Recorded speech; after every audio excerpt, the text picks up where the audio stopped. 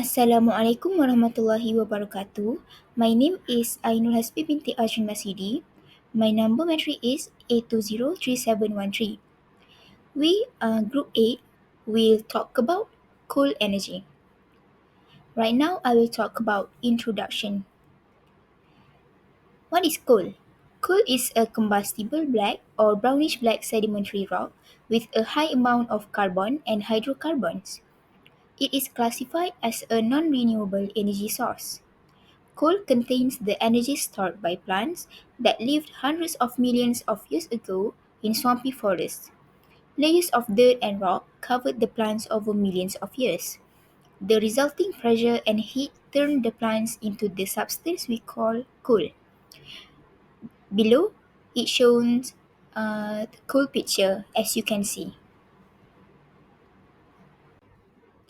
Next is types of coal. Coals are classified into four main types. The first one is anthracite.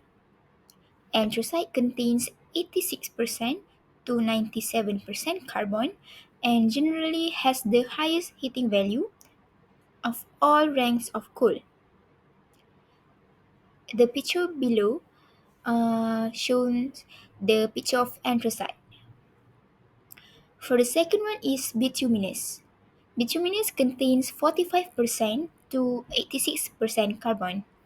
Bituminous coal is used to generate electricity and is an important fuel and raw material for making coking coal for the iron and steel industry. The third one is subbituminous. Subbituminous typically contains 35% to 45% carbon and it has a lower heating value than bituminous coal. As all of you can see, from the picture given, subbituminous picture is different than bituminous coal from the previous slide. Okay, for the fourth one is lignite. It contains 25% to 35% carbon and has the lowest energy content of all coal ranks. Lignite coal deposits tend to be relatively young and will not subjected to extreme heat or pressure. Now I'm going to talk about some of the coal mining methods. We have two here, which is surface mining and underground mining. For the surface mining, it's divided into three types of mining. First one, we have street mining, where we remove the overlying soil and rock to expose the coal seams. Other than that, we have open pit mining, where it involves digging a large pit in the ground to extract the coal. And lastly is the mountaintop removal mining, where we remove the summit of a mountain to expose the coal seams. Meanwhile, for the underground mining, we have the first one, room and pillar mining, which involve carving out rooms of coal while leaving pillars to support the roof. And the second one is the long wall mining, where it uses a rotating drum to shear the coal away from the face of the coal seam. Uh, But then, after the coal is removed, the roof is allowed to collapse behind the machine. Next, I'm going to talk about the coal processing and its uses. For the preparation and processing, firstly, we must do the cleaning of the coal by removing the impurities like rocks, ash, sulfur, and other substances. We are doing this to enhance the heating value of the coal. Next, we must do the screening by sorting out the coal by size for different uses. This must be done to ensure the consistent quality and performance in various applications. The advantages of doing this is it can improve the combustion efficiency and reduces the pollutants. Lastly, we must do the crushing. This is to reduce the size of coal to improve handling and increase surface area for better combustion. Next, for the combustion and its uses, firstly, it is being used for the electricity generation. The major use of coal in power plant, where it is burned to produce steam, which drive the turbines that are connected to the generators. There are two types of power plant that uses coal. First one is the pulverized coal (PC plant), and the second one is the fluidized bed combustion (FBC). Other than that, coal are also being used as a steel production. Coal is used in the form of coke, which is a key ingredient in the production of the steel. Other than that, coal also helps in the environmental control technology, such as scrubber, where scrubber is a device that removes sulfur dioxide from power plant emission.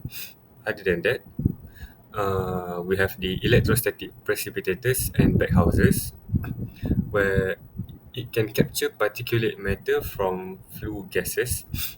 And we also have the carbon capture and storage CCS, where this is a technology to capture carbon dioxide emission and store them underground to mitigate the climate change impacts.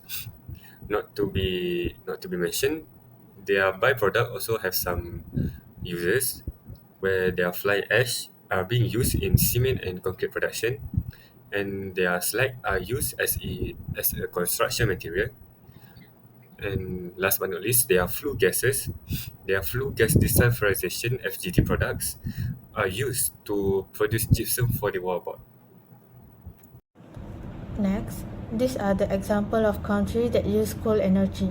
First of all, it is Japan. Japan is one of the leading coal users in Asia, despite their effort to shift towards cleaner energy sources. Coal provides significant portion of Japan's electricity needs. Next, it is Serbia. Serbia has sizable coal industry, and coal continue to be an important energy source for electricity generation and heating in the country. Third, it is Turkey. Turkey has significant amount of coal reserve and uses coal as an essential source of energy for electricity generation and industrial application. Hello, my name is Muhammad Shambuddin bin Fazli. So today I'm going to explain about the advantages of using coal. So the first one, it is available in an abundant supply. Coal reserves are widely distributed around the world, making it easily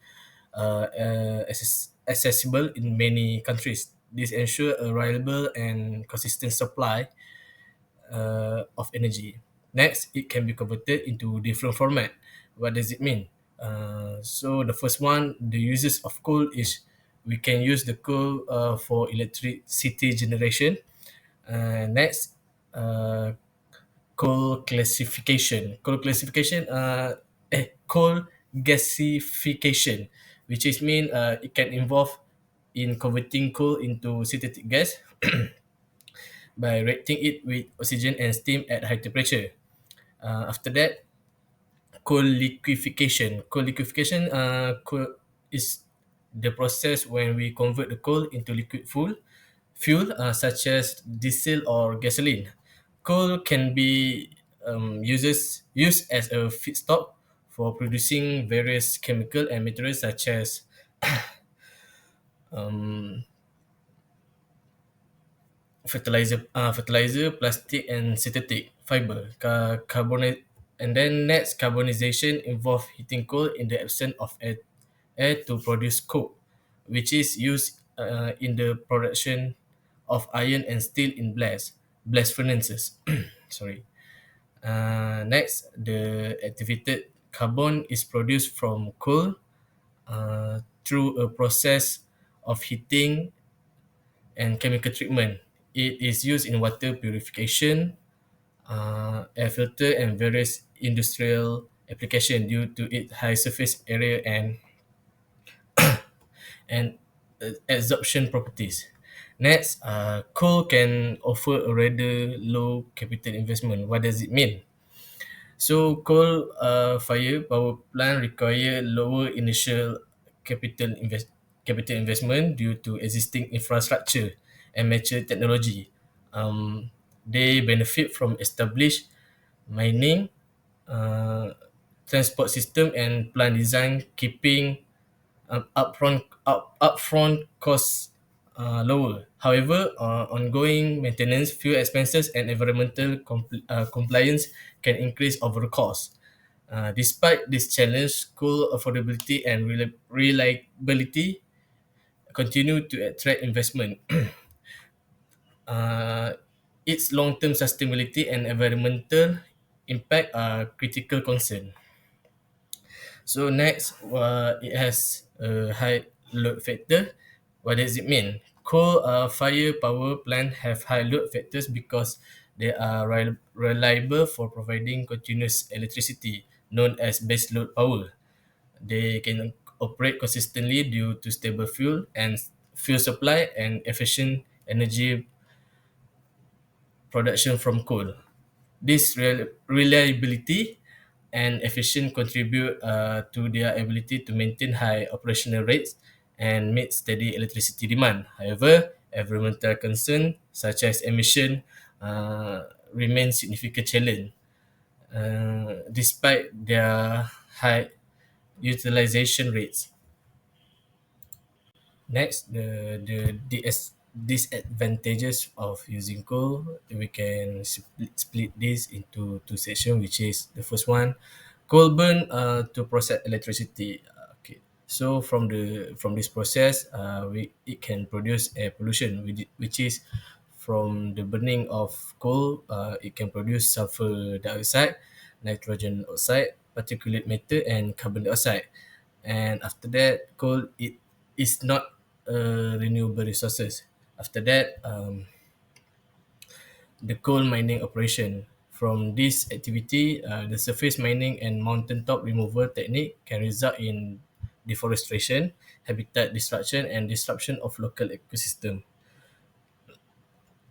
And next, coal mining can contaminate groundwater and surface water sources with pollutant such as heavy metals, sediment, and acid mine drainage. In conclusion, coal energy has played a crucial role in meeting global energy needs, particularly in developing countries. It is an inexpensive and widely available energy source that has significantly contributed to economic growth and industrial development. However, the use of coal also brings substantial negative impact on the environment. So, to address these challenges, it is essential to balance energy need with effort to reduce environmental impact. This also include in investing in cleaner and more efficient energy sources. In the long term, transitioning to more sustainable energy sources is crucial to ensure the environmental well-being and public health. That's all from us. Thank you.